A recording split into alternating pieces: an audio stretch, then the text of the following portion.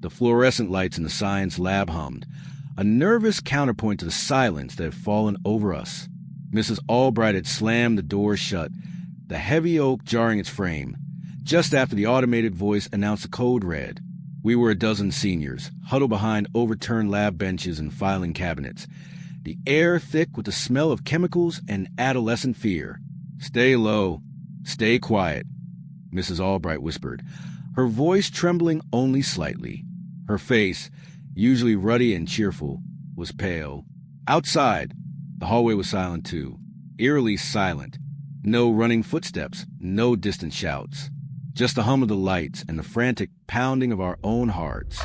Leo, usually the class clown, was hugging his knees, his eyes wide and unblinking. Chloe had buried her face in her arms, her small body shaking. Then we heard it, a scrape, like something dragging against a linoleum floor just outside the door. My breath hitched. We all froze, straining to hear over the blood rushing in our ears. Scrapey, scrapey. It was slow, deliberate, moving closer. "What is that?"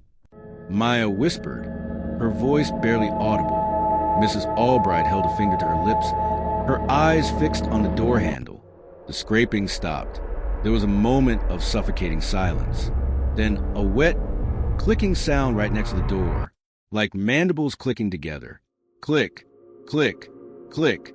Leo whimpered softly. The door handle jiggled. Slowly at first, then more urgently. We stared at it, mesmerized by the brass handle trying to turn. It rattled against the lock, the metal groaning under the pressure. "It's trying to get in," someone breathed. The clicking intensified, a frantic rhythm now, accompanied by a low, guttural chittering sound from the other side of the wood. It wasn't a voice. It wasn't animalistic in a way I recognized. It was alien, horrifying. The banging started then, not fists, but heavy, blunt thuds against the door panel. Thud, thud, thud. Each impact vibrated through the floor. Mrs. Albright fumbled for a phone, her fingers shaking. "I can't, no signal." The chittering grew louder, a frantic, hungry sound. The door strained inwards against the lock. Splinters of wood flew from the frame near the handle. "It's going to break through," Chloe cried, her head snapping up, her eyes filled with terror. We had nowhere else to go, just a flimsy door between us and whatever was out there. The banging reached a crescendo, the wood groaning like a wounded beast. Then, as suddenly as it began, it stopped. Silence again. But this time it was heavier, laced with the lingering echoes of the assault. We waited. Minutes stretched into an eternity. No more scraping, no clicking, no chittering. Just a maddening hum of the lights and our ragged breathing. Was it gone? Or was it just waiting? Nobody dared to move. Nobody dared to speak. The handle remained still, but the splinter was a stark reminder of how close it had come. We stayed huddled there, listening to the silence, wondering if the next sound we heard would be the door bursting inward. The mid-afternoon sun was usually a warm presence in the Lakeshore Public Library, filtering through the tall windows. Today, the light seemed cold, thin. Sarah, the head librarian, had locked the front doors an hour ago after the police cruiser screeched to a halt outside, and an officer rushed in, yelling about an unspecified threat, and telling them to lock down and stay away from the windows. Now, a dozen people, staff, regulars, a few teenagers, were gathered in the central reading room, trying to maintain a semblance of calm that was rapidly dissolving. We kept glancing at the windows that wrapped around the building, offering a panoramic view of a usually sleepy town square. "Does anyone know what's happening?" Mr. Abernathy, a retired history teacher, asked for the 10th time, clutching his cane like a weapon. "The officer just said lockdown," Sarah repeated, wringing her hands. No other information. Outside, things were definitely not normal. There were no sirens anymore, just a strange, unsettling stillness. A few figures moved in the distance, near the park fountain. They weren't running, weren't walking normally. They shuffled, staggered. One fell, then slowly, unnaturally, got back up. Are they hurt?" A young woman named Chloe whispered, her face pressed close to the glass despite Sarah's warnings. As we watched, more figures emerged from the side streets, converging slowly on the square. They moved with the same disjointed, unnatural gait. Their clothes were torn. Some looked like they were injured, but they kept moving toward the library. "They're coming this way," David, a lanky teenager, stammered, backing away from the window. A ripple of fear went through the room. We retreated further into the library, putting shelves between us and the glass. The shuffling sound grew louder. A low moan echoed from outside. Then another, and another. Not sounds of pain, but something empty, mournful, and deeply wrong. One of the figures reached the large front windows.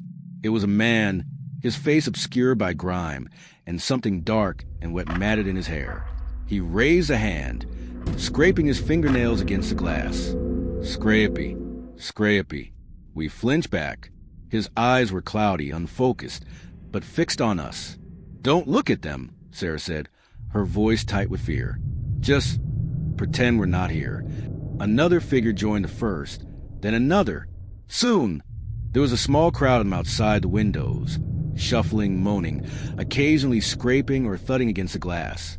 They didn't seem to be actively trying to break in, but their mere presence, their vacant stares, was terrifying. "Why are they doing that?" Mr. Abernathy asked, his voice shaky. "I don't know," Sarah whispered back, her eyes darting between the faces pressed against the glass. "I just don't know." Hours crawled by. The sun dipped below the horizon, plunging the library into shadow, illuminated only by the dim emergency lights and the pale, unnatural glow reflecting off the glass from the town square. The figures remained outside, a silent, shuffling vigil. Their moans were less frequent now, replaced by a low, constant murmur like restless static. We huddled together, rationing the few snacks we could find, listening to the sounds outside, the endless, unnerving shuffle, the occasional scrape, the distant, low moans.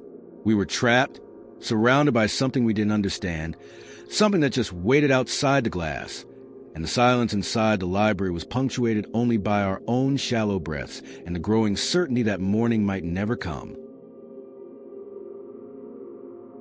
The old Renwick building creaked around me. 12 floors of empty offices, cubicles draped in plastic sheeting for renovations, silent servers humming in darkened rooms. My shift as the overnight security guard usually involved endless patrols, checking locks, and the comforting glow of my phone screen. Tonight was different. The citywide alert had come down an hour ago. Shelter in place. Unspecified threat active. I'd locked down the building from the inside, secured the main entrances, and was now supposed to just wait in my ground floor office. But the silence of the building felt heavier than usual, pressing in on me. I was the only one here.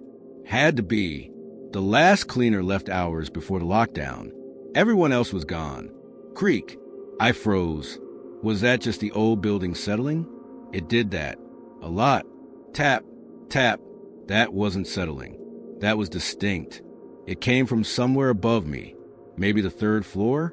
Sound traveled strangely in this empty shell. "Hello?" I called out, my voice sounding too loud in the stillness. No answer. I tried my radio. "Dispatch.